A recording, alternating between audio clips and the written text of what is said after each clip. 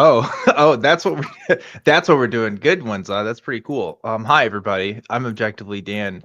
Last week was the election, and now we're looking at a new norm. And why not celebrate that new norm by watching another episode of The New Norm, which is what we're going to be doing today. Um, Also, I have some thoughts about God's Not Dead 4 that I watched He sure watched that movie. I sure watched that movie in a drunken rage on Friday night last Friday. I think still mad about the election in general. So I'll give you my thoughts on that. All that and more. On Zadanza. Woo!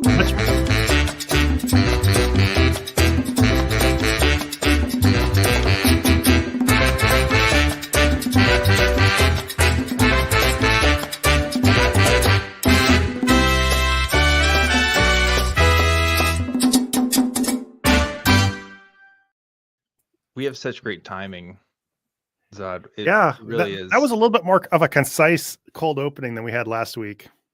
Yeah, thanks. I came up with that in about an hour, a minute and 30 seconds, which was the amount of time the intro took, and realized neither of us said who was going to do the intro. So thanks. You know, the seat of our pants is just a wonderful thing to fly by. It's awesome. It's really cool, actually.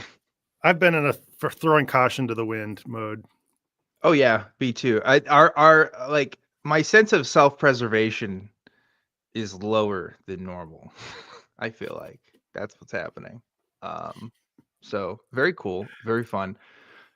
So yeah, we're not going to be a bummer stream. We decided we don't want to be bummers. We're going to try to be cool.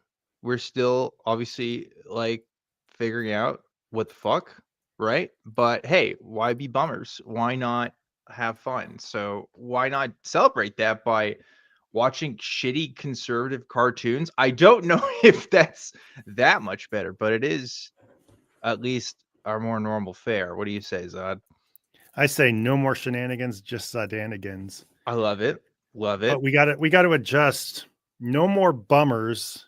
Just that's a very hard word to reconcile with Zadan. Zabummers. Help us in the chat. No more bummers. No more being bummers. Time to get to summer. There's ways you could do with that. Yeah, that sucked though. We're putting a temporary hold on bummers. Okay. We're putting a tariff, if you will, on bummers it being imported into the stream. So don't make us pay for it, because that's what happens. The important thing is whoever brings the bummer has to pay. Yeah, that's right. Someone has to pay, and it's going to be you, chat. So watch out. No more Neil. Hi, by the way. Nice to see you here again. No more bummers. It'll make you dummers. Ooh. There you go. Ooh. Got him. More shimmers. No bummers. Only funners. Yeah. Okay. We're getting there. Less precise rhyming, but it fits for sure. No more bummers. Only lummers.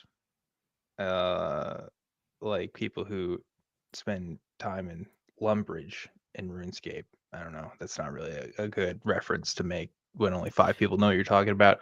I don't know, Zod. You know, in spite of everything that's happened in the last week or two, your attempt at making that work is bumming me out worse than any of it.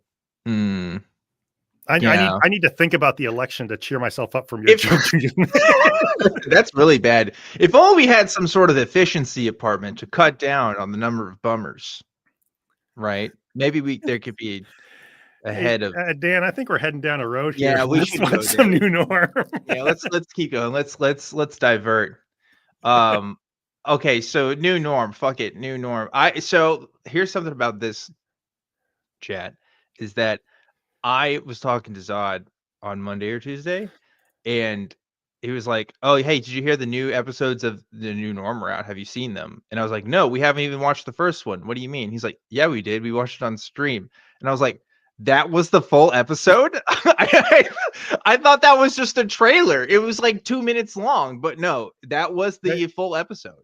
And it was like three and a half minutes long. It's the longest one yet.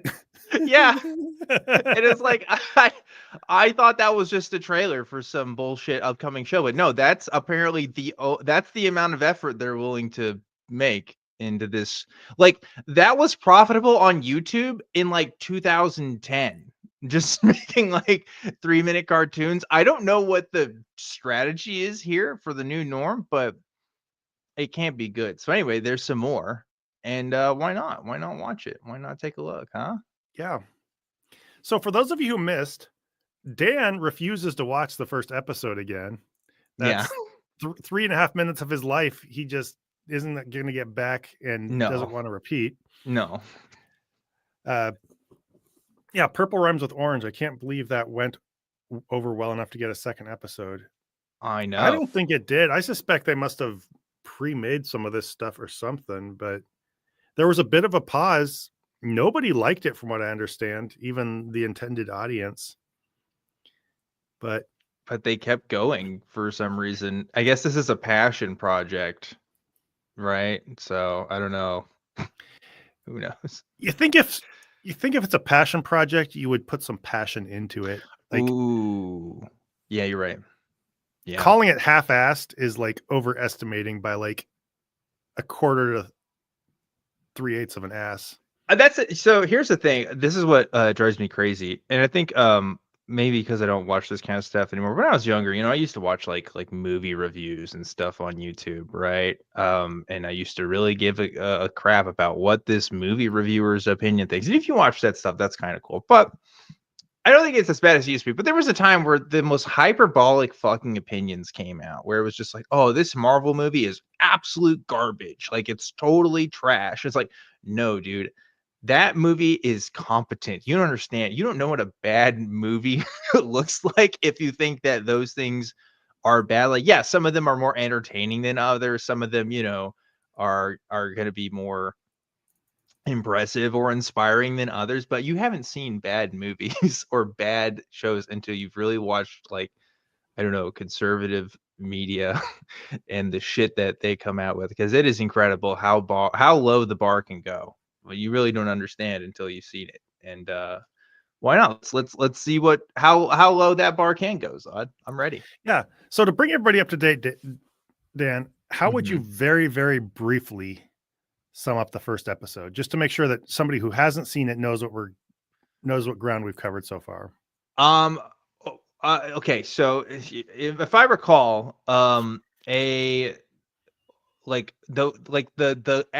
old guy with the attitude of the grandpa from Everybody Loves Raymond was basically mad because he's under house arrest for getting mad at a kid's school, because they were talking about trans people, I think, at the board, and then like the kid comes home and there's like another person that comes by that says that they're non-binary, who gets in a fight with like a black guy who's a fan of the Chiefs.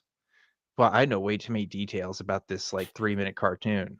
And then they just like do a bunch of hacky jokes and get really mad at trans people. I think that's what I remember. And remember, the inciting incident is a rainbow beer can. Right, rainbow beer can. Yeah. So if you were just to sum this up without getting into too much detail, I would just say it's an old cantankerous guy who just thinks woke culture and acknowledging LGBTQ people has just gone way too far. Yeah. And apparently he brought he bought a rainbow beer can, brought it home, set it on the table next to himself, and then didn't notice until he turned it around. But basically it's the whole left has gone too far thing, if you just sum it up. Right. They're in our face with all their preachiness and everything like that, and all their pronouns and blah, blah, blah. Yeah. And they're so censorious that because he spoke his mind at a school board meeting, now he has a robot friend. He has a shot collar. He has one of those house arrest Right. Not Which is awesome because the show tries to both sides it by like kind of making it seem like he's an asshole, but like they also like put a shock collar on him and like are censoring his opinions. So they still make the other side like look way worse. It's very interesting. I could see the both sides thing, but I think his grouchiness is more played as normal frustration about the world getting weird.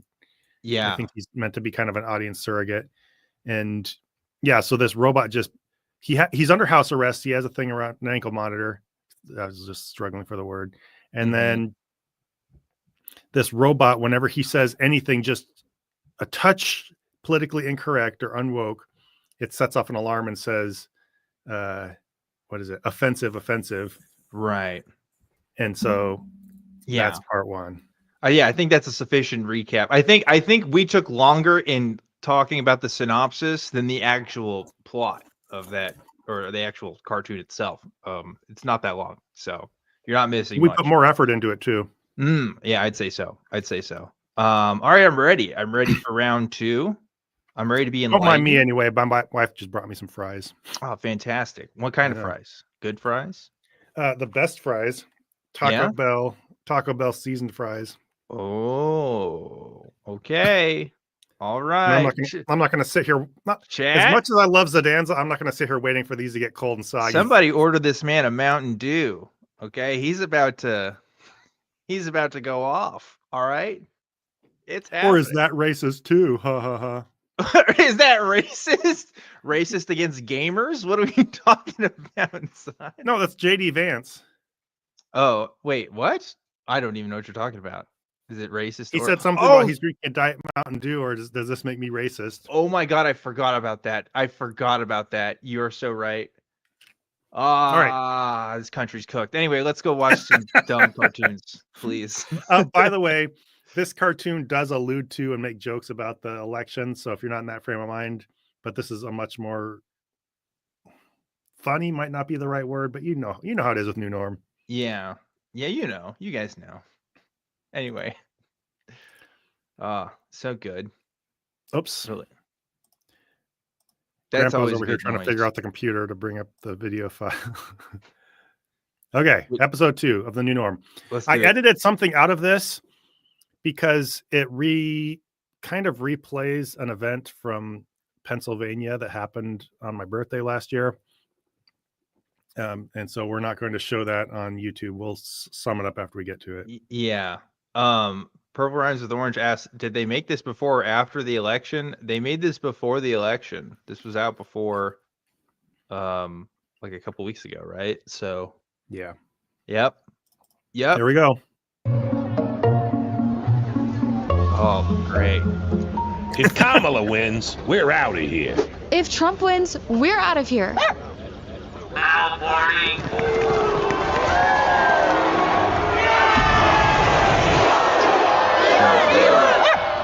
No, they eat dogs and cats. Your side eats dogs and cats. Our guy just sings about it. They're eating. Oh. Oh. Oh. Yeah. Yeah. Side. Side. This is so bad. This is so much worse. Oh. You said no bummers. We just said this, man. God.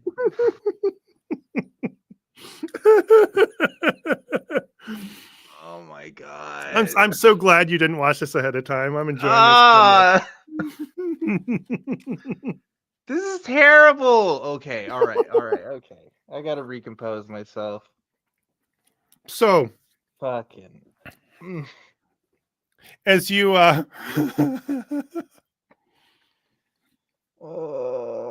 please keep talking. Go ahead. I'm waiting.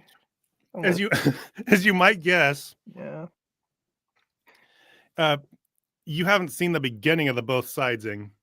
This video, at least maybe the next one, is just a big, long, extensive both sides. That's purely what this is.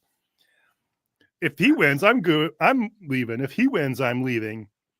And then they eat cats and dogs. No, they eat cats and dogs. Like, is this really a two-way accusation? Who is the they? Because the claim was the Haitian immigrants in Ohio. So are they just extending that to all liberals? Like, what is going on there? Also, just like, it wasn't true. Like, we know it wasn't true, right? Do people still believe that was actually true? Also, I love this fantasy that Elon Musk is going to take the normal people to Mars and not the super rich elite. And also has not happened yet. Like, this is a fantasy. This is a man's fantasy that has not come into fruition. And they just think he's cool because he wants to do it. Okay. All right. It's very cool. Very awesome. Yeah, you're right. What I hate about this already, and I did from the beginning, it's much more tolerable, by the way, when I'm just watching you react to seeing it for the first time. I hope so. By the way, Trump is way too fucking white. Look at that shit. Yeah. That's way true. too white. But like that accusation of eating cats and dogs meant something. Like that was a very dark thing to do. Yes. It was a very hateful thing to do and very deliberate.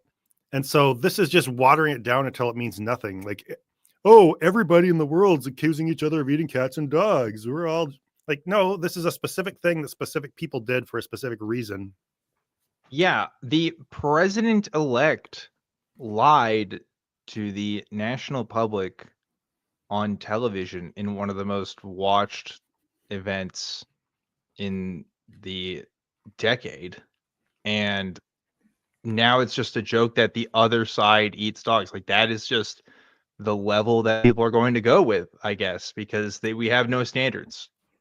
There's no truth anymore. It's just whatever fucking sports team you like is who you root for, I guess. God, this is crazy, Zod. This is terrible. This is the worst. And the fucking Dogecoin with the little fucking Shiba Inu. Okay, we gotta keep going. Keep moving, Zod. Satire only works if there's some truth in it, and there's literally no truth. Yeah. And like us accusing them of eating dogs. I just thought as much as I could about the closest you can get is that Trump's proposed, what is it, head of health or whatever like that, bragged about eating a dog, but nobody like accuses them of doing it. Yeah. Anyway, let's go. Oh, go ahead. I was gonna say if Trump was found like saying, "Oh, I like to eat dogs and stuff," like they would 100% defend that too, right? They would just say, "Oh, you're being racist towards Asian minority cultures that do like to eat dogs." Actually, so it would just be one more news cycle that everybody shrugged off. Yeah. All right. Yeah. You ready? Yeah. Let's keep going. The dog. Eating the pets. Oh, it's a song? Oh, it's maybe we all can get along. There, on the sloped roof. So what I skipped there. Oh my God. You warned me about this. Please just explain. I can't. Yeah, there's it shows a rifle with a scope. It shows, a recreation of Pennsylvania on July 13th. And then it zooms in and it's Hillary Clinton. So I love this idea that, we can, again, it's, they just showed Hillary Clinton with a goddamn sniper rifle about to murder Donald Trump. That's what we just missed right now. That was put in with the Batman edit. I love this framing of, we really tried, we could have maybe both sides could have gotten along if it wasn't for the liberals trying to kill the president, Yeah. But like Trump has never been responsible for division and hatred in this country. So very cool. Very awesome. Yeah. Terrible. Yeah. I guess it's both sidesing, but yeah, even then it can't it has to put in the whole it's definitely insinuating that the Democrats or the liberals are trying to take him out. It wasn't that he stirred up his own insane base so hard that, as soon as he disappoints them, you have all these unstable people running around, because that's what he encourages. Yeah.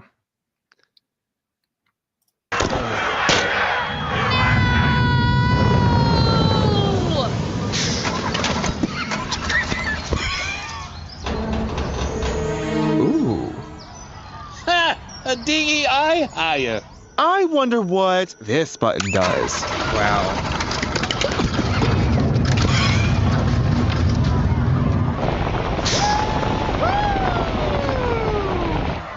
Now we're stuck here with you. We're stuck here with you. And they, them. Communist Homophobe. Hey, My plan worked. They're destroying each other.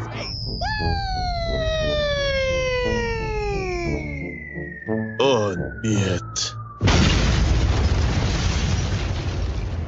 what do we do now? Loot? I need a beer. So,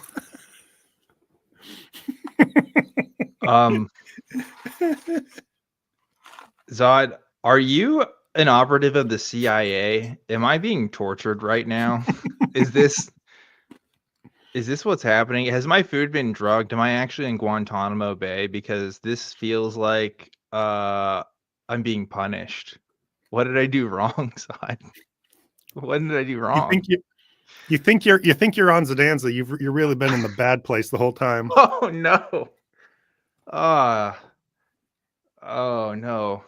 And Chihi isn't even here to help me figure out my decisions. Ted Danson isn't here to guide me. That's crazy.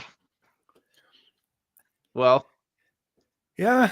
I don't have anything to say, honestly.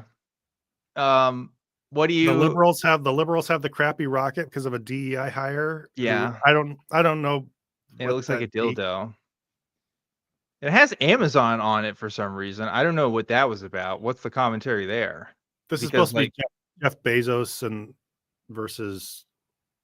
I guess because Jeff Bezos, but like Jeff Bezos, like, is he liberal? I guess he is. I don't know. Is that it? Is that all they got? All right. And then we find out. Yeah, I love that. What do we do now? Loot. Because that's what that's what those liberals want to do every time something goes wrong. Well, is it over? Is there more to this side? Or a little bit. Okay.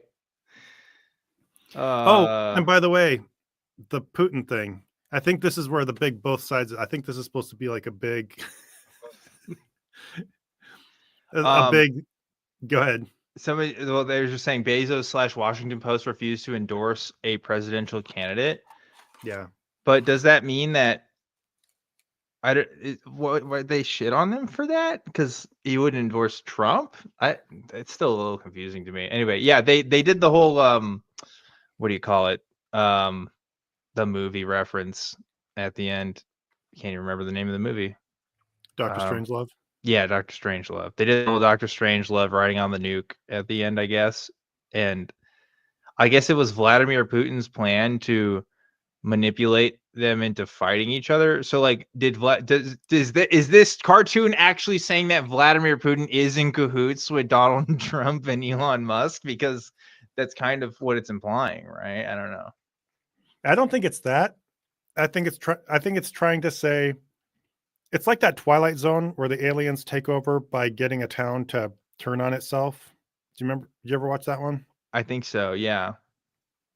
This town gets whipped up into hysteria, and then it pans back, and the aliens, because I think they think aliens are coming, and the aliens said, all we had to do is sit here and watch them destroy themselves. And I think that's what this is supposed to be, is it's both siding in the sense of Putin's plan is just, I don't know if he engineered it somehow or something, or if he's just watching it, but his plan is just to we're all just so terrible that we're just tearing each other apart. Yeah, I wonder how that happens. I wonder who benefits from that. Yeah. And I wonder if the rhetoric and the agenda is maybe not entirely equal between both sides. And maybe that's why you have to portray both sides saying what one specifically did. But I think even trying to find a malicious message in this is, in a way, trying to polish a turd, because this is just for a very weird and specific group of people, I guess, that has a lot of hate in their heart for other people. That's all I can think of. Somebody's saying this too. A Bezos Blue Origin competes with SpaceX. That kind of makes sense to me, if that's what that's referring to. I guess it's just a dig on Bezos, but they use like the Amazon logo, so I don't know. I don't know. Aliashana Silverbow gave $2 and said, "Holy mother forking shirt balls," and I agree. Thank you for the $2. And I agree. This is really bad. I want to finish this out because this does not spark joy, Zod. This does not spark any joy. Right. This ending will. You'll love it. You'll love great. I'm looking forward to it. Wait, where's our dog? They're eating the dogs. They're eating the cats of the people who live there. The new norm ain't the same as the old norm.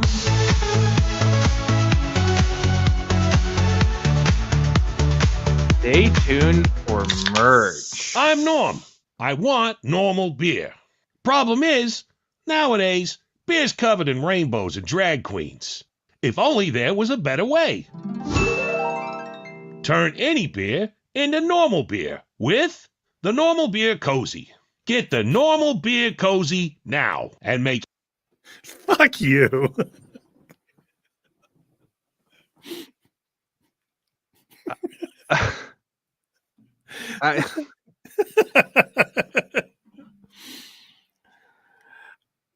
I don't know.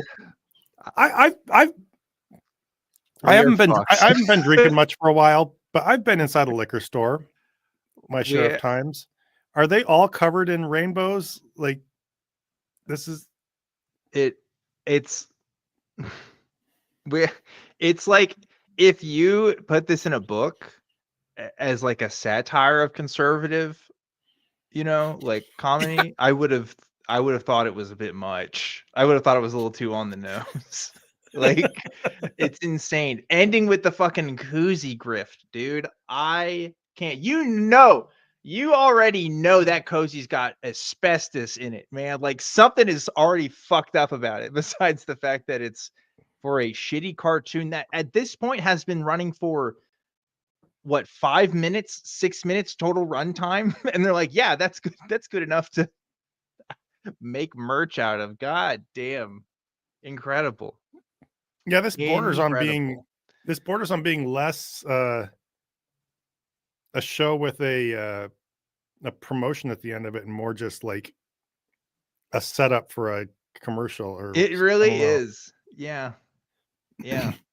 Hey, here's another thing. I'm pretty sure that Bud Light campaign ended like what, fucking 2 years ago now, at least, right? It's been a while. I don't know if this is gonna do the thing that you think it's gonna do. I don't know if there's any more rainbows in the stores, guys. So I don't know. Not great. Yeah. I think that koozie's taken away from American jobs, by the way.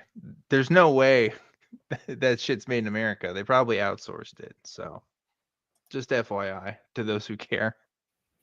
But at least they made it with asbestos, back when Americans were Americans and men were men, and we weren't too soft and woke to. Well, that was terrible. That was not a pleasant experience, Sod. I award you no points. And I have nothing else to say other than I have contempt now. So thanks for that. You telling me there's another one of these? We gotta watch. Oh, yep. No.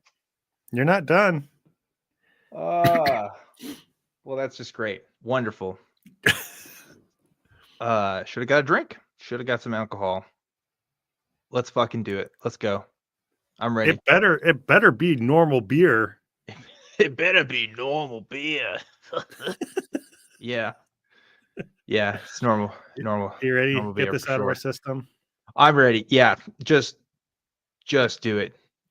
And by the way, I think somebody in the chat mentioned Dave Rubin. They lost Dave Rubin, and that's why I forget the name. The non-binary person who has a mask on basically didn't talk except to mention rioting. So I think it's because they just didn't have their voice actor.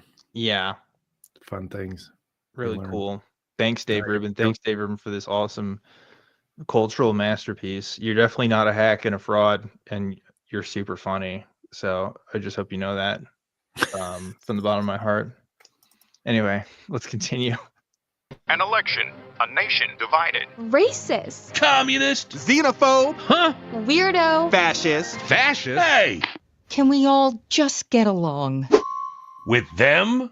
We have nothing in common. We have nothing in common with them. We're for democracy. You rigged democracy. Your guy said he'd be a dictator on day one. Your side's been dictator since day one. Your guy's an idiot. Your girl's a cackling idiot. Your VP is weird. See? You agree on something. Your side's divisive. Your side's divisive. See, we're all just the same. Wow, yeah, it's really cool. Yeah. If all of us on both sides could just quit being so hateful and calm down. Yeah. But like every single time they let the like conservative side like get the one up, they always get the one up zinger, right? So I don't think this whole both sidesing thing is working. They always do this. They pretend like, oh, maybe there's some problems, but they never actually concede anything. Yeah. It's annoying. Yeah, their big main messages both sides, but they take little jabs at the left every chance they get. Aliashon Silverboat. Tim Walz is weird. Yeah, why is Tim Walz weird? Yeah. He seems pretty normal to me. I mean, he did that fuck up in the debate where he like apparently lied about going to China or something, but I don't know. I don't think he's weird necessarily. It's just strange. It's just making shit up now. Hollyhook, they really took that weird comment to heart. They really did. It really bothered them. We need to bring that energy back, I think. But that's just me. Side is divisive. Fascist. Fascist? Fascists are on your side. Nazis are on yours. Huh? Nazis? Charlottesville? Tiki torches? That was years ago. Now your side hates Jews. Your side hates Jews. No, your side hates Jews. Your side hates No, Jews. your side hates Your Jews. side hates Your Jews. side hates Jews. Your side hates Jews. Okay, that's one thing in common. Election interference. Sex scandals. Liar. Backed by billionaires. Democracy is on the ballot. This could be our last election. Man. Okay. You know, there's actually some truth to this. Yeah. What's the truth, Zod? Which is not that this is reality, but that I think this has been Trump's strategy.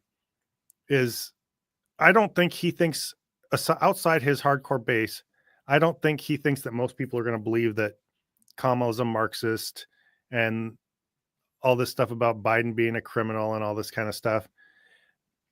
And the left trying to cheat and destroy democracy. But what that does is it just muddies the water to where this is what everybody thinks. They just think it all just turns into noise and they think everybody's just yelling mutual accusations. And so it just loses its meaning. And all the stuff that's actually true about him is just more clutter in the conversation. And yeah, kind of depressing, I guess, but you're kind of right. There's like it's maybe it's more of an accurate portrayal of what some people really think about all this, which is just like, oh, both sides are bad, so it doesn't really matter, right? Yeah. Like there's kind of reflective of a mentality, I guess, which isn't like necessarily true.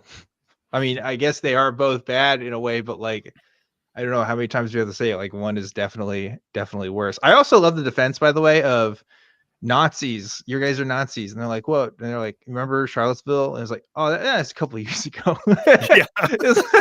Yeah, yeah, we had a Nazi face for a little bit, but That was a while back. Come on, guys. Yeah, really It's cool. been a couple years since that one specific demonstration of open anti-Semitism. Right. But you guys hate Jews, presumably because you don't want a specific nation to genocide another group of people. That's all I can think that that's meant to be, unless it's just random nonsense, I guess. Yeah. And also the electioneering stuff. Like, hey, I haven't heard any conservatives say there was electioneering this past election.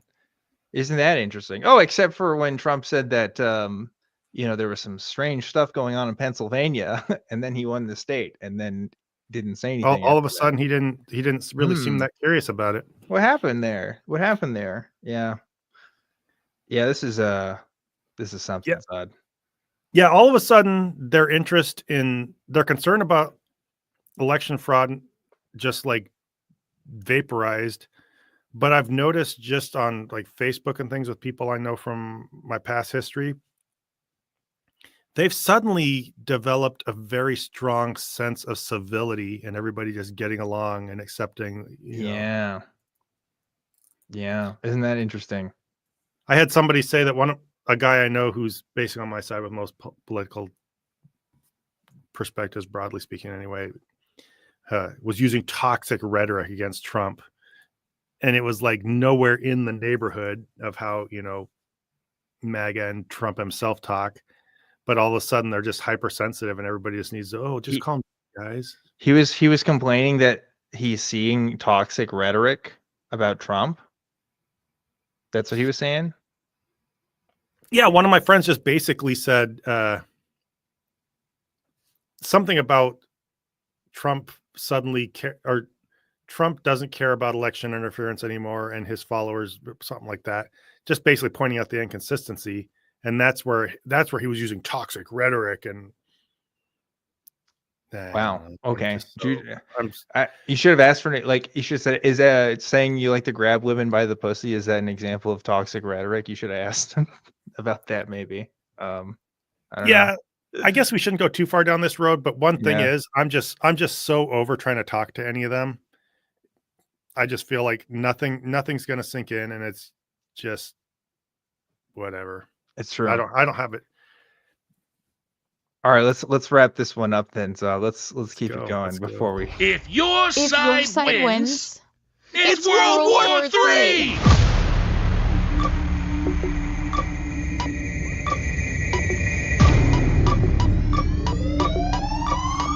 Yeah, we both riot, by the way, when our side loses. Yeah, that's us. No matter who wins, we all lose. Strange game. The only winning move is not to play.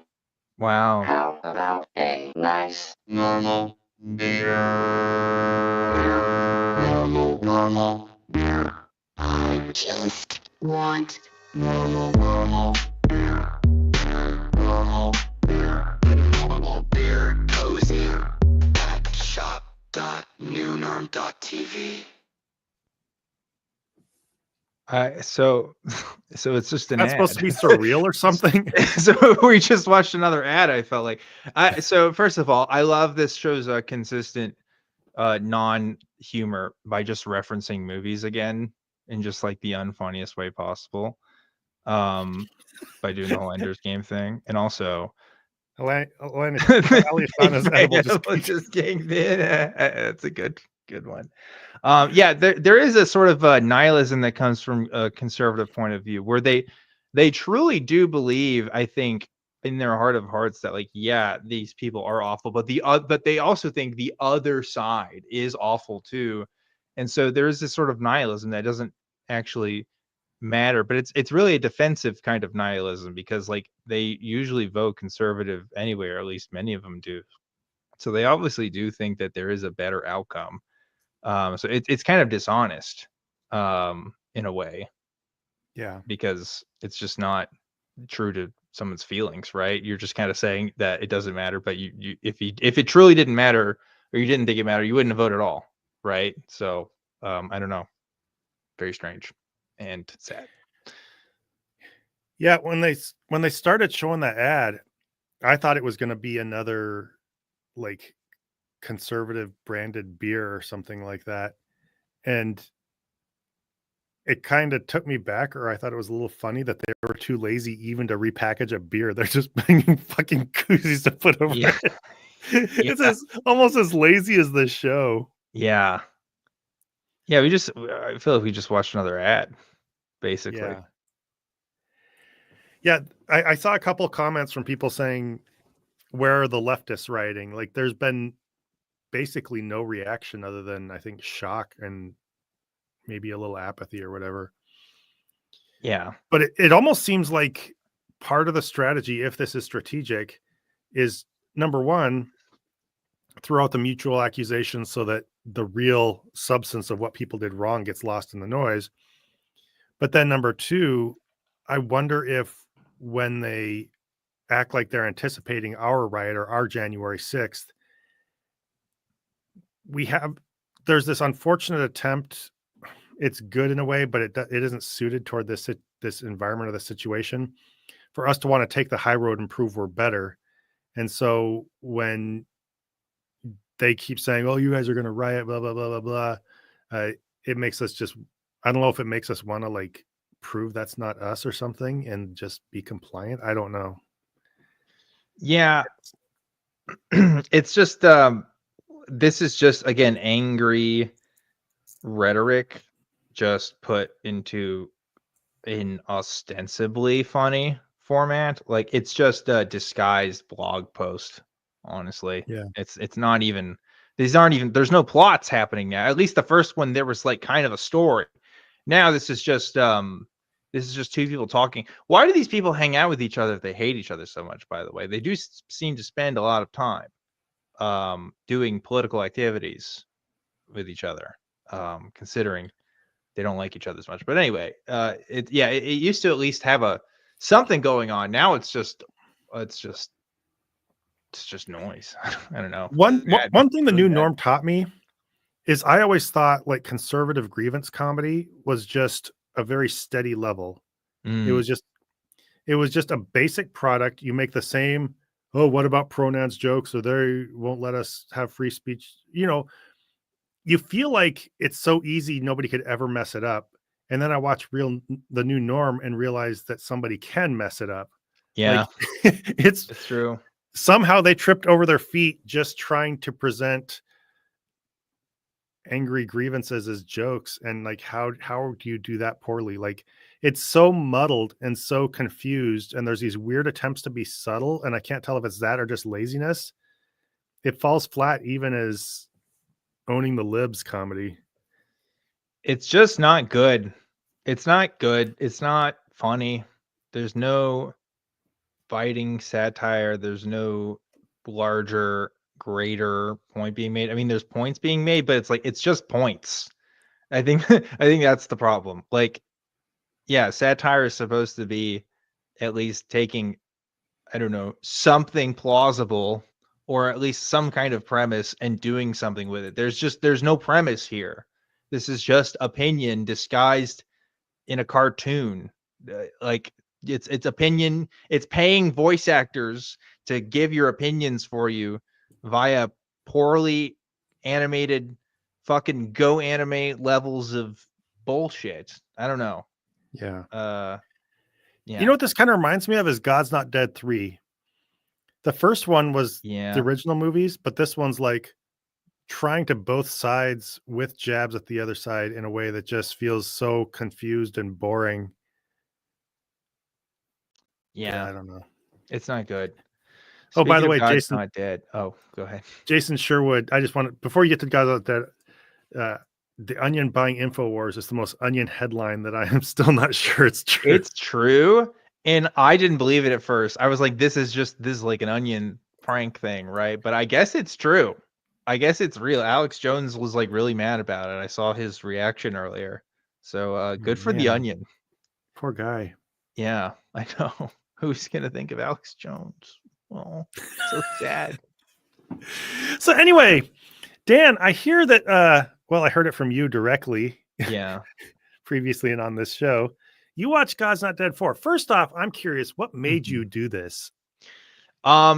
We had a friend over. I don't know if she'd be okay with me saying who it was, but she's on YouTube or was on YouTube. I don't think she's doing stuff much on YouTube anymore. Anyway, she's a friend, and we already had plans for them to come over this weekend, and they stayed at our house. And I was still in a foul mood last week, just all last week. It just wasn't great. And I think I wanted to direct my anger towards something productive by watching shitty Christian movies, I guess. So I think we paid 79 cents to watch God's Not Dead 4 through Amazon, I think. So that was a great purchase, I think. And it's bad, but it's better than God's Not Dead 3, I would say. Not in the ways that David A. Wright would hope for, but it is better. It was less mopey and more stupid and funnier for that. I think it benefited for sure. Dialogue was a bit snappier. Things were happening at a progressively dumber rate, and it was funny for that. It did make me laugh out loud. But again, not because it's intentionally trying to do that. I think it was a good time overall. I'd recommend for a good hate watch. You need, with God's Not Dead, you need the blunt, enthusiastic, like, hysteria. Yes. Without that, I don't know. God's Not Dead 3 tried to dial it back a little bit and be a little smart and thoughtful. And that's just like, you need them just to be wildly running around with tinfoil hats on, screaming at the moon. And I missed that during God's Not Dead 3. I would say this. They give no fucking subtlety in this movie, and they never did. But like the atheist characters or the, I guess, non-believer characters are the snarkiest, meanest goddamn motherfuckers you've ever met. I've been in this movement. I've met snarky motherfuckers.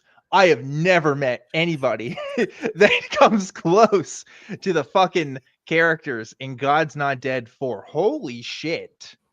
It's impressive how mean they are. You've never met one who said, ha ha ha, I'm gonna do what Stalin failed to do.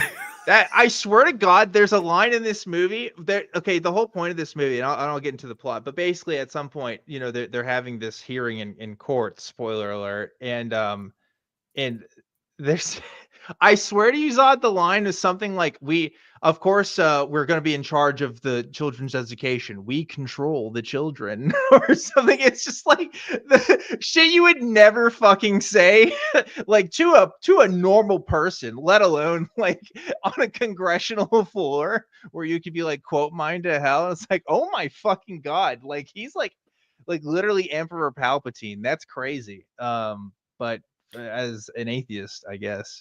Anyway, you have members of Congress on TV talking like the most edgy atheist YouTubers. Yeah, it's and true. That would just never happen. I'm sorry. It's so funny, but let's. I guess I have to explain the story a little bit. So, David A.R. White, the saint that he is, and now is apparently volunteering at a co-op. But instead of a cool co-op that feeds people or I don't know, provides resources for people that come from abusive homes or something like that. It's a fucking homeschool co-op. So, not great. And this homeschool co-op is like blatantly just like they never show them actually doing any subjects besides theology.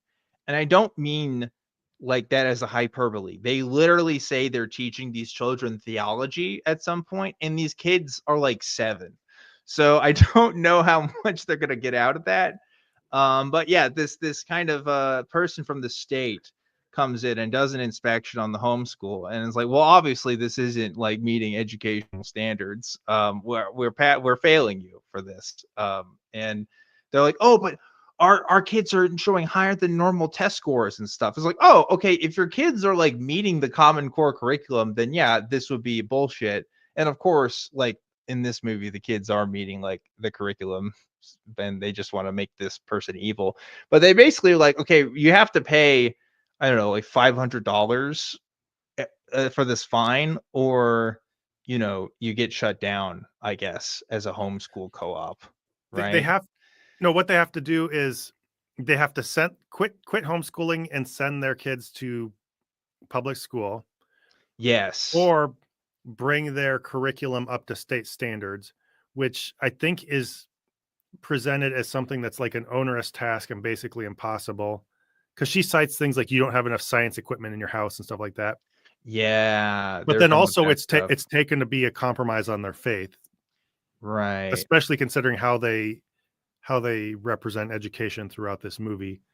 But then what they say about the money is they say, if you don't do that, then immediately you're going to start having to pay $1,000 every day that you don't send your kids to public school. And then eventually we'll take them from you, like after a week or something like that. Yeah, it's very cool. I'm gonna put this on screen. We need a good visual here so you can like see some stuff, so it's not just us talking. Here's that awesome cover of that movie. God's Not Dead, We the People. That's what this one's called. And they're in fucking DC and everything. How cool is that? So anyway, yeah, Zod's right. You know, they present this as this onerous task. And David A.R. White is like, yeah, you should probably back down and probably not fight the state on this. And they're like, oh, but the co-op's gonna dissolve. And David A.R. White has this little montage because like in the previous movies, like he's been to jail. So what's awesome is like David A.R. White's like, I've seen the inside. You don't want to fucking be there, man. They treat him like he's been to political Vietnam, basically. Yeah. like he's been to fucking state penitentiary or something. Like, you don't understand. I was in the gangs. They marked me. I was in the Latin Kings. All right, I had to survive. And so he's encouraging him not to do it. But then like he thinks about his dead pastor friend that died in the last movie and wonders what he would have thought, and it was like, oh, they would have wanted him to do it, basically. So he kind of changes his mind and wants to help him out. And I'll say at this point, they make way too many connections to the previous movies, specifically the last movie. I was shocked because like you need like actual context and like to have watched the previous movies in order to like understand some of the characters and their motivations and stuff. Like they don't do the best job explaining it all the time. And I was like, that is extremely bold of you to assume that like everyone's going to remember what happened in these shitty movies. I did because I'm a freak, but also because I watched it like kind of recently, like within the last few months. So yeah, they want to fight this. And somehow, Zod, maybe you can explain to me how this works, because this is where the movie fucking lost me. Like originally she just like finds them and it's just like, no, you need to do this or go to public school. And somehow this like gets escalated to like Washington fucking DC. They literally go to DC into this movie and I guess are like testifying in front of the Senate. Is that what's happening in this movie? Is that the Senate floor? That's not a result of their trial. Okay.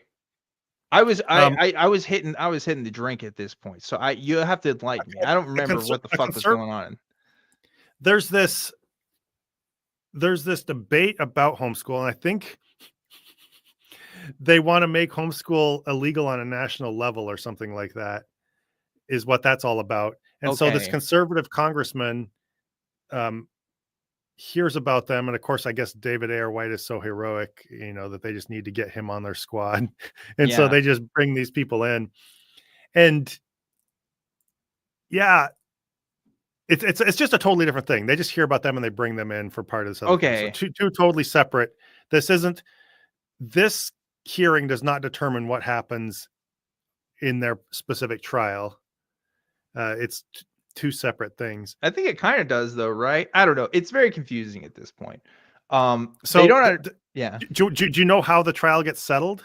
How it gets settled? Yeah, how they end up getting off the hook for their trial? Oh, for the co-op thing, like them not doing it. I actually don't remember. So the son of the homeschool parents, he meets this girl while he's trying to sell her a car or buy a car from her. She ends up being the daughter. She ends up being the daughter of the judge. Then she argues with her mom, and her mom realizes that homeschoolers are actually right. And so then she just the end of the movie shows her tearing her ruling in half at their house. That's okay. Yes. Okay. Wait, we got to explain that. Okay. So like there's the local judge lady who has this daughter who I guess by the way, the judge is Janine Pirro, by the way. Yeah. Great little cameo there.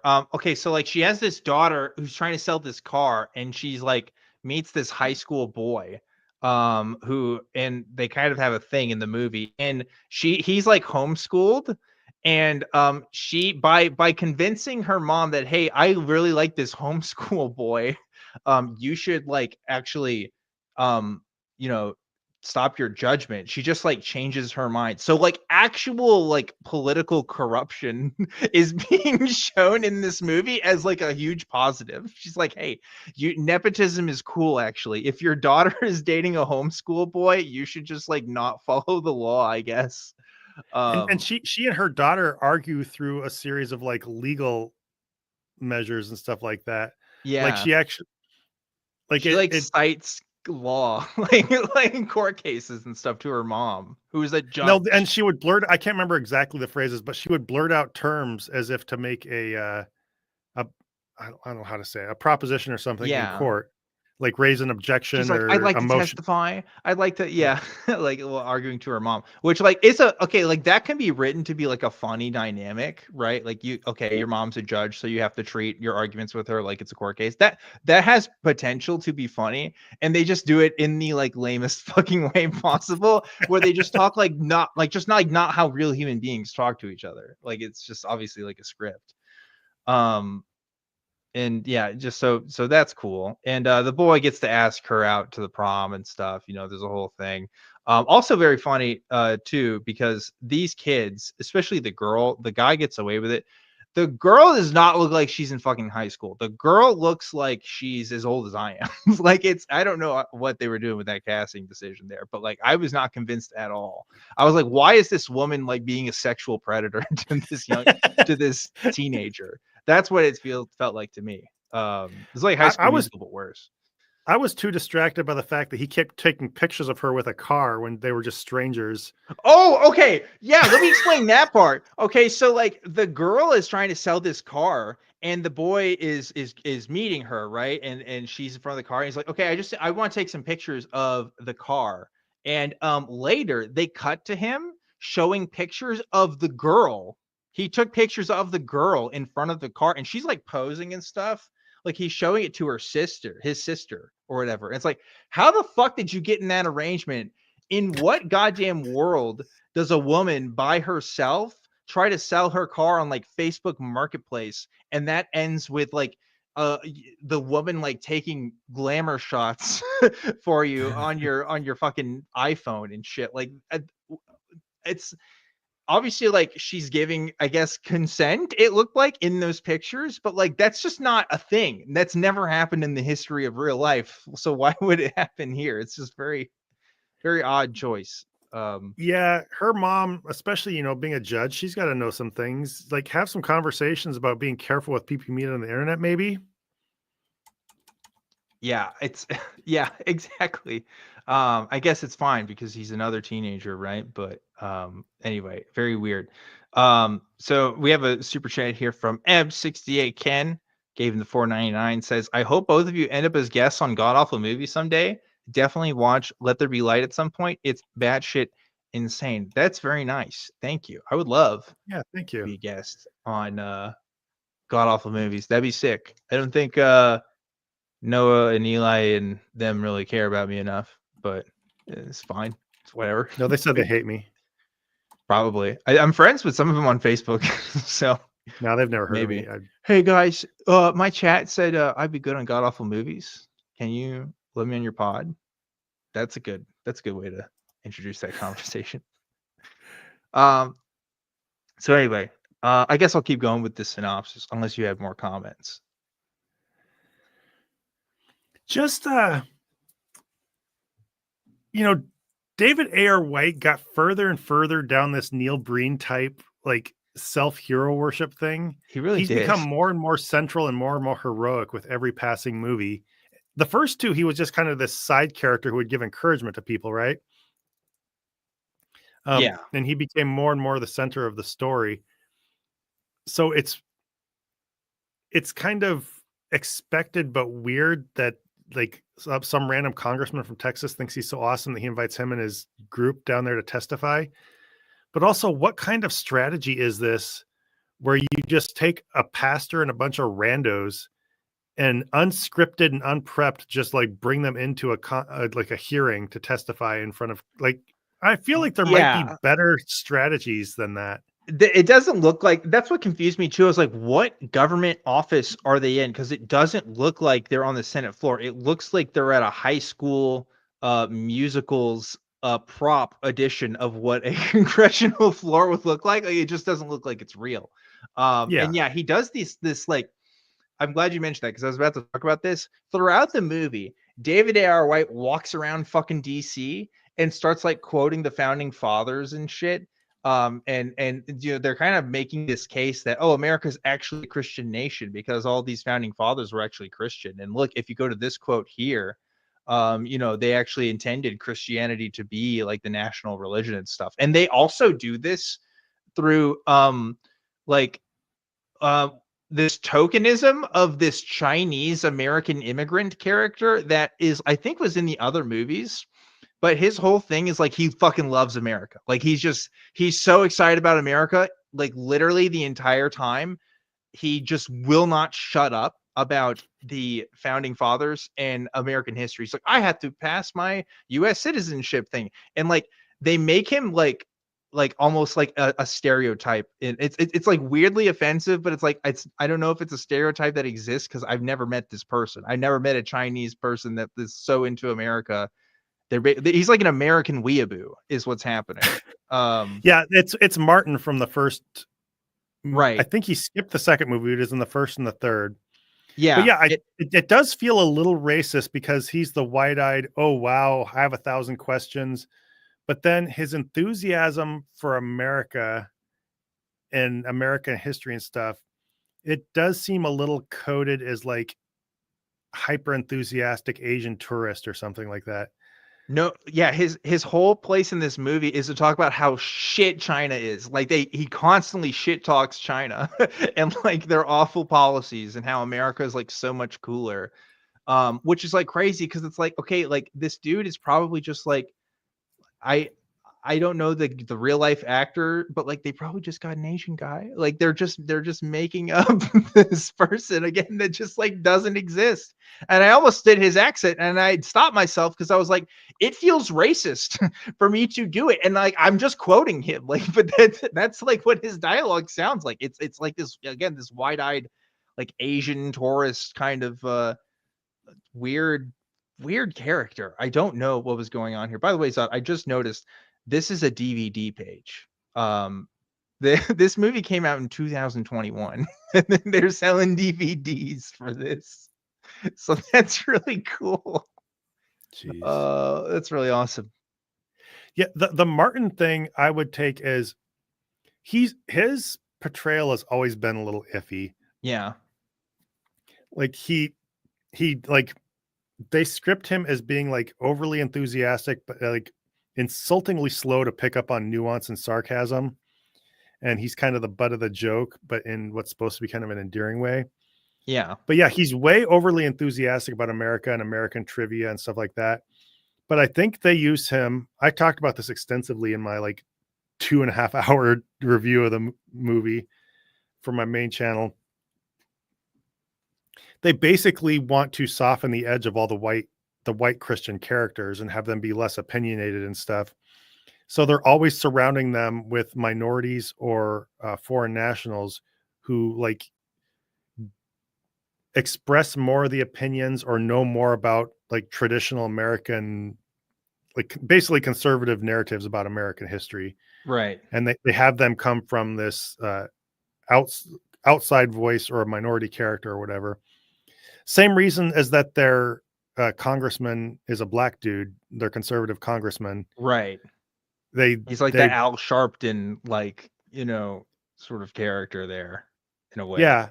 And David A.R. White, like is totally caught off guard by like obvious conservative talking points, and minorities are always lecturing him about American history and all these things that conservatives should know. It's true.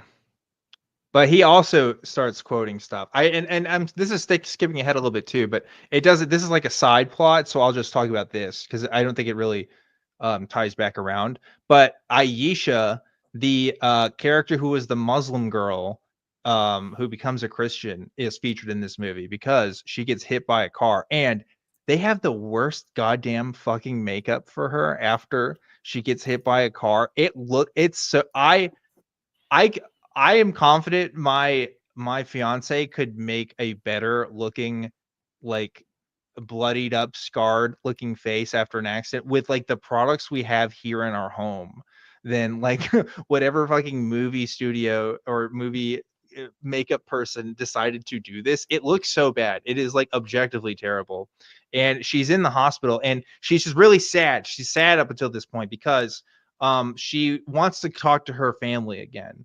Her family has disowned her because she's a Christian now and she's not a Muslim. And but now she's in the hospital. And so dad is like looking for her again. And they flash back to this, but like dad like literally beats her. Like it's not a good situation. He is an abusive father. And it shows him going to the hospital and he goes up, he's like, "Where is my daughter?" or whatever. Like, "Where's Aisha?" And they're like, "Who are you?" And they're like, "I'm her father." It's like, "Oh, she's on this floor." Like they didn't ask for any ID or anything, and they just let like this man who is literally beaten this woman like go into a hospital room alone, to this patient, which is kind of scary. But again, nothing is actually accurate about reality in this movie. And the dad is sad because it's like, "Oh, I disowned my father or I disowned my daughter and stuff." And he like eventually goes to a church and like prays to Jesus, and he has like this weird monologue, and he sits with like this other character, this little boy character, for a minute and like talks to him. And the babysitter character like eventually says to the little boy like, "Hey, come on, it's time to go." And she comes in and they're like, this church is like empty except for this grown ass man in the front pew sitting next to this small child. And it's like, if you see this situation, you're a fucked up babysitter. You are not doing your fucking job. Okay. Like that's really bad. But like, I don't know, they just kind of wave and he just goes on his way. So like, yeah, this Muslim character, I guess, is now considering becoming a Christian, which is great. And like, obviously, is there fucking absolute terrible fucking patriarchal relationships in traditional Muslim families? Absolutely. Is there abuse that happens? Absolutely. And I'll call it out till the end of the day. But if you're one fucking Muslim character in the movie is represented by like being an abusive father family dynamic, like it's kind of fucking racist. It's not a good look. Right? Like that's it. Just everybody's there just to typify a certain kind of person as perceived by American Christians. So he's the abusive Muslim. Martin's dad is an abusive communist, atheist, and not a single Christian is like authoritarian or anything. They're just these nice people who just want you to make your choice and love Jesus, and it's pretty crass. It's really dark. So anyway, that's that side plot. So back to the main plot. David Ayer White is like defending this co-op. Well, no, they don't. They ask some other educational experts. First of all, the lady that finds them is testifying to the Senate at this point about her career in education. And this is why I'm fucking confused, because it's like, why is this random civil servant that like I guess works for the equivalent of like the CPS or whatever, like testifying to the fucking Senate? What's happening here? And it's talking about their educational situation. And it's just like, no, everything's fine. They just didn't meet the standards and stuff, and everything is great, and the system is perfect, and we can't tolerate religious nonsense or whatever.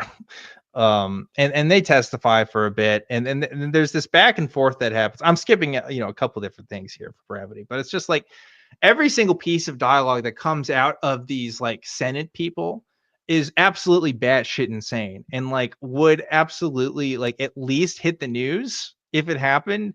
And they just talk like it's nothing. Like they're literally talking about like we're the ones, we're in charge of the people's children. And like, these religious bigots and these religious, I don't know, crazy people, we can't let them decide what to do with our kids or whatever. And it's just like that this And the would never Bible's pass. sexist, and so is Paul.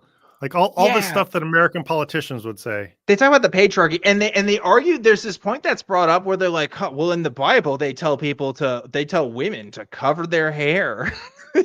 Like that's the best you can do if you're gonna like shit on the Bible is the hair covering part. I don't know. Not great actors. And of course they have some sort of like theological, response to this. Like, actually, it was for modesty because the Roman government made people wear their hair out. And this was to show that these women had respect in their homes and stuff. There's this whole, thing that happens there. It wasn't just modesty. It was Paul's just telling them the Romans made women put themselves on display by just showing their hair. And Paul's just saying, you don't have to do that here. Right. So basically it was this big liberating thing for women, not telling them you have to keep your head covered. Yeah, even though it says you have to keep your fucking head covered. Like it doesn't say, oh, you could. It's like, no, this is what you should do. So not super liberating. It's like the same people who are like, oh, the hijab is liberating. Like it's literally the same argument. If Paul were inspired by God and wanted to convey that, it would have come through in scripture. We wouldn't need David A.R. White to come along 2,000 years later and explain what Paul actually meant when he said, you have to cover your head. Yeah. Or maybe give some cultural context and say like, hey, in our culture, it's often said that, women have to be forced to have their hair out. But here we don't have to have that because we respect you. All you had to do is like say that, know, but it doesn't say that because they make shit up. And so like, they're basically losing this congressional, it's just kind of fast forwarding it, right? They're losing this hearing. Like they're not doing super well in court here. Okay. And, David A.R. White kind of takes a step back and he's walking around fucking DC. He's letting Martin like act as this weird, like almost like autistic stereotype, like autistic Asian stereotype character. Very weird. Just kind of spit facts about America and how awesome America is. And then like he's reflecting about the Bible too. And like, he's thinking about his past. He's thinking about Jude, the pastor that died. And he's like thinking about, if the Holy Spirit works through me, it's not going to be me talking. It's just going to be the Holy Spirit. And so like the next day happens and David R. White's like testifying in front of this Congress or the Senate, whatever the fuck he's testifying to, this made up fucking government body. And, he gets real riled up and he's getting so riled up. He's like standing up and stuff. And he's like, they're trying to like calm everybody down. He's like telling him to shut up basically. Cause he's like, I'm David R. White and I'm talking. And he gets like the crowd riled up too. Like there's these people that are like, yeah, they're like really getting behind him. It was like, wow, this shit should have been taken care of like a decade ago now. What's happening? Where's the bailiff? Why isn't anybody taking control of the situation? He's like, you guys are just trying to get sound bites here. We're trying to fight for democracy. This is about choice for kids. And he actually tells the guy that you just want to control everything, but this pesky thing called the Constitution keeps getting in your way. He does say that. He's like, this pesky thing called the Constitution is going to protect you from doing it. There's a great scene that happens after this that I'll explain in a second. But anyway, they get the people real riled up because like but the night before, one of the Congress people basically goes up to David R. White's like, listen, man, you're going to fucking lose this. Like, we're just going to tell you how fucking wrong and stupid you are. We're just like, why would you do this? You're an adult. Why are you going up to this man and telling him things? Why not just let the hearing go out? But anyway, so somehow like this makes them like win, I guess. They won court. They did it. They won democracy back. And they have this conversation afterwards in the like hall. I think there's like this statue of a I don't know. I think of a minority person in the past. I think it was like, oh, yes, I remember what it was. It was this guy who made this statue who used to be a former slave, and like, and they talk about, wow, he was a former slave, now looking at a free country by the time this statue was made or whatever. Isn't America awesome? Because like we freed the slaves. There's a little bit of that going on. But like while this is happening and they're talking about this statue, there's like 12 people in this room. Some of them are like part of David A.R. White's friends, and some of them are just other homeschooling groups that come up and want to talk to them. And they're like, wow, yeah, I guess homeschoolers, only a third of homeschoolers are religious groups and stuff. Like, I thought it was all just like, I thought it was all just crazy people.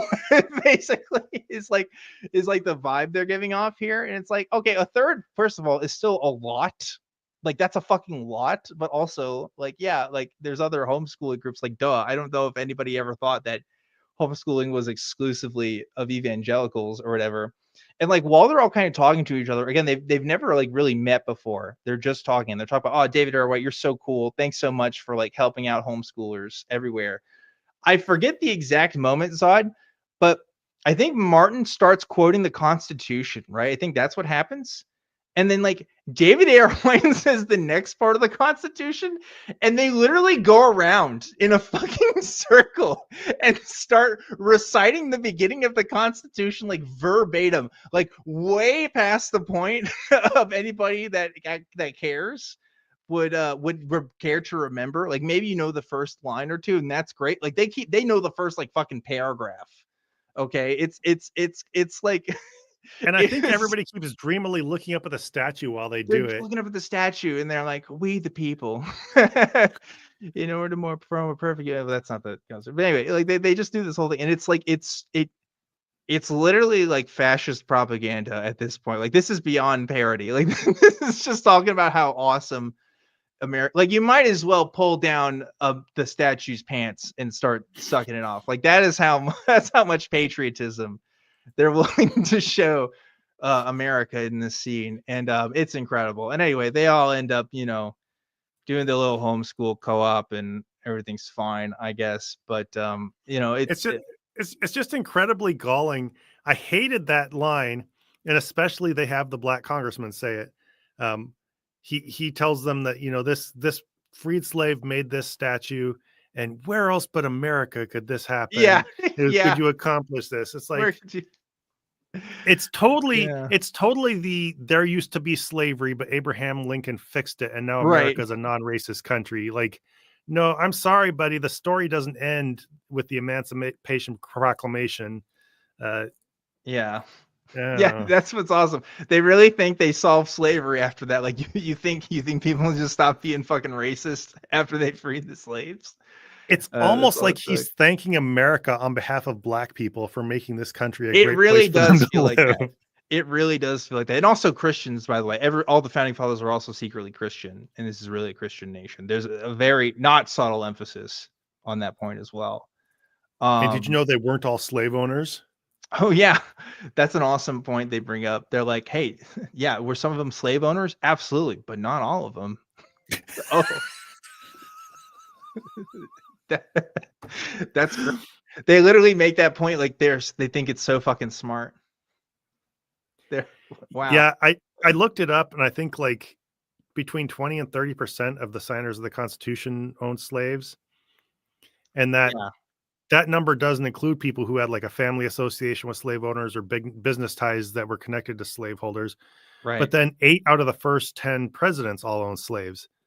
Like, even in any case, if I walked into a room of people who were associating with each other and were part of a common cause, and there were 10 of them and one person owned slaves, I would have issue with that entire group of people. I'd be like, dudes, you're friends with this slave owner, and that's not the main thing you're talking about right now. The reason why they bring this up is because they're complaining that, Common Core wants you to know, is trying to teach you that the founding fathers were like slave owners and stuff. Well, but not all of them. It's like, okay, well, it sounds like they're doing their fucking job then if they're telling them about them being fucking slave owners. But yeah, they just claim that there's an agenda. They're really teaching an agenda here, right?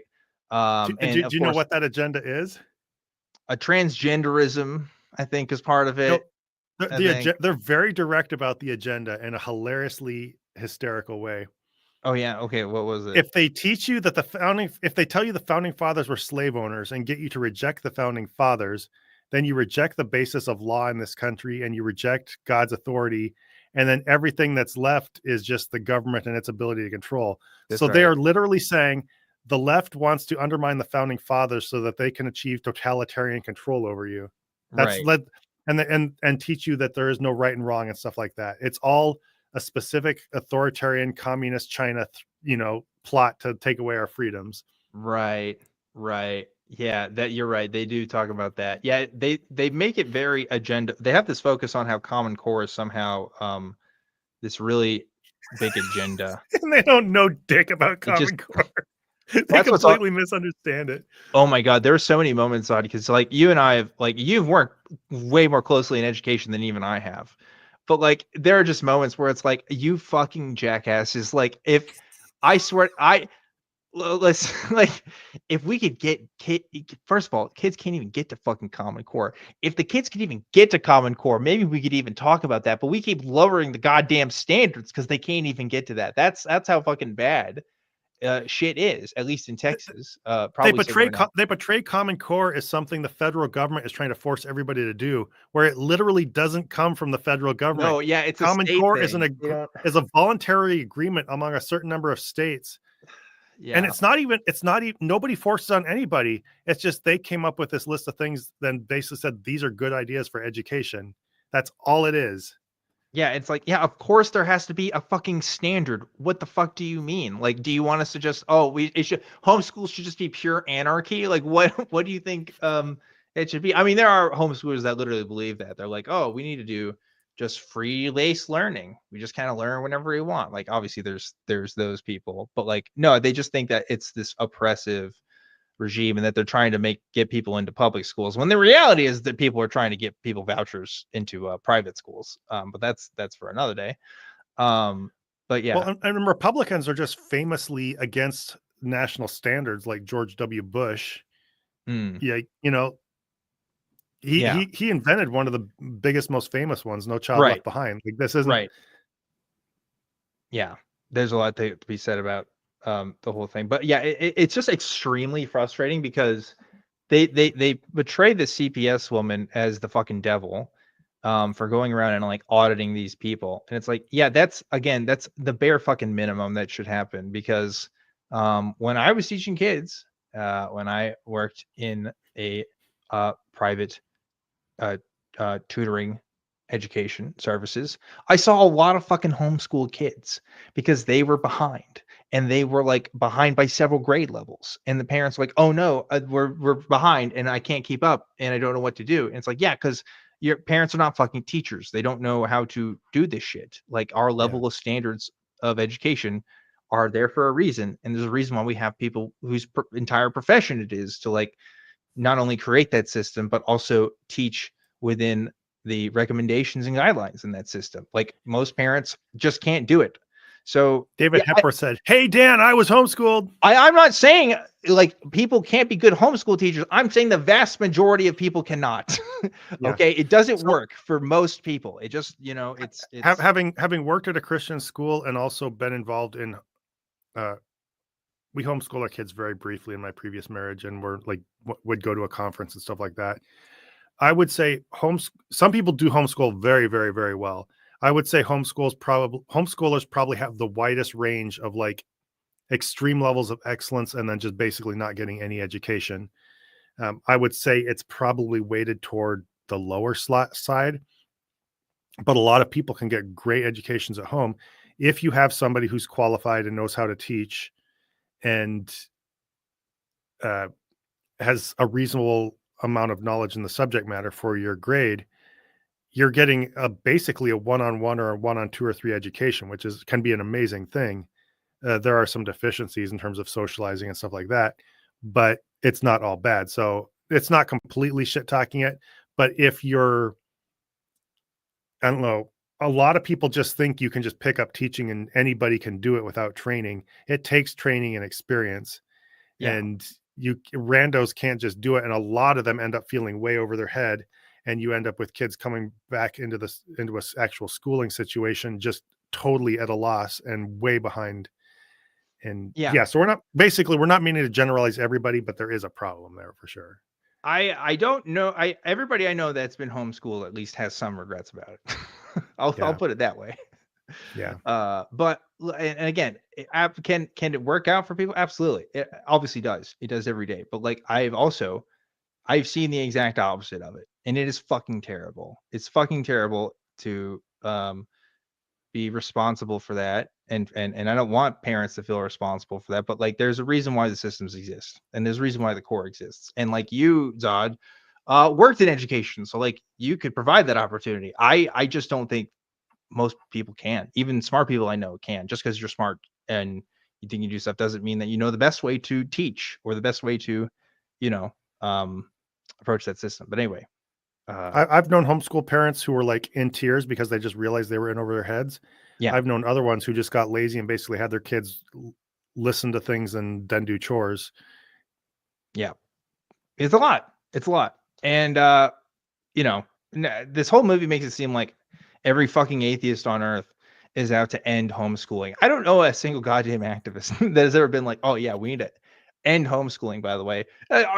Certainly criticisms, certainly very critical, but like, I don't know if anyone's ever been like, yeah, we need to fucking ban homeschooling, which is the actual plot of this movie that is what's threatening to be done. So again, just another Christian fantasy by David A.R. White, brave hero that he is, willing to go up against the system and fight for what's right. So A. Chapman chimed in, homeschooling is unreliable. It doesn't guarantee the minimum standards. I think that's the big thing. It's just completely unregulated, and there's no standards or certification or anything for it. Yeah. It's a lot. There's a lot of things there. It'd basically be like if you lived, if a population of people who all built their own cars, like I'm sure some would just be great, but most of them would just be crashing and breaking down. Yeah. And again, people homeschool for a lot of different reasons. I've no judgment as to the reasons as to why that is done. I'm very critical of people's self-assured abilities that think they can do it. Very few people I know could really do it well. And I will say, I can't back this up with hard data because it's hard to come up with hard data because I think they try to obscure it. But I'm pretty sure the majority of people do it for homeschool reasons. I think they're trying to smokescreen you when they say otherwise. Part of it is I looked into the reasons people give. Religious instruction is one reason, but when you add in things like peer pressure and moral instruction and stuff like that, a lot of those are reasons that they're reasons a Christian could plausibly give as their primary reason, and they're often phrased in terminology that you'd most likely see coming from a fundamentalist Christian family. But anyway, it's not great. But anyway, that's God's Not Dead for We the People. Yeah, a pretentious fucking title for a pretentious fucking movie that, ironically, I'm just gonna say it, knows the education system like somebody who's homeschooled on the subject. There, I'm gonna say it. No, I'm just kidding. I'm not gonna say that.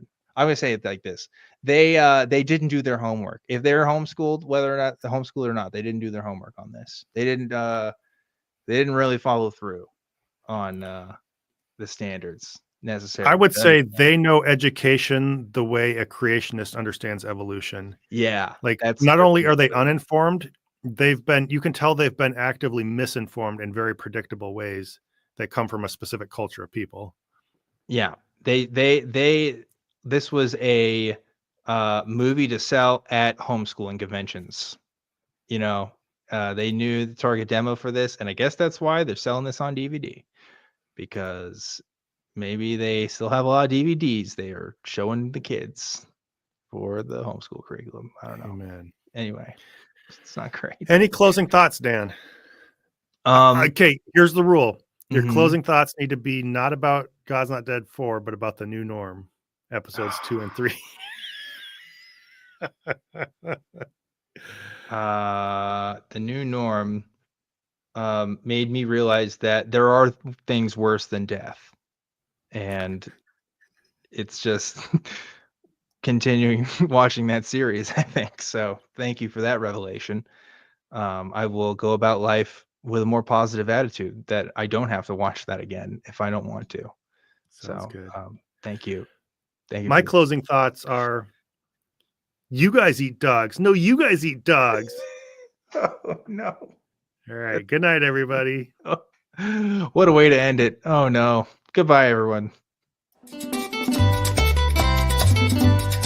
Voy a cantar esta canción con mucho cariño de mi corazón a la República Dominicana, la casa del merengue y la casa de la bachata.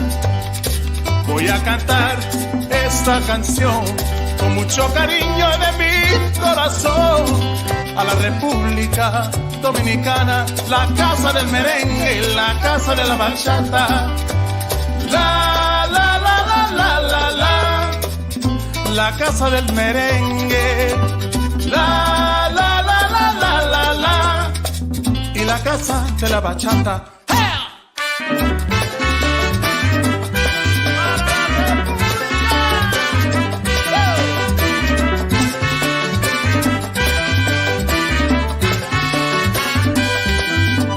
Música, música.